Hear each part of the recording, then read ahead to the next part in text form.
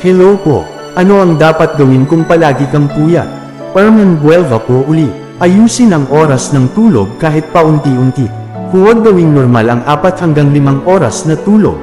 Iwas cellphone 1 oras bago matulog. Ayusin ang caffeine intake.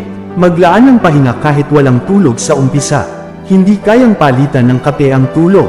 Walang herbal, bitamina, o diskarte ang makakabawi sa kulang na tulog. Sino ang pinaka-nanganganib? Night shift workers, laging overtime, students na laging puyat, caregivers, laging stressed at kulang sa pahinga.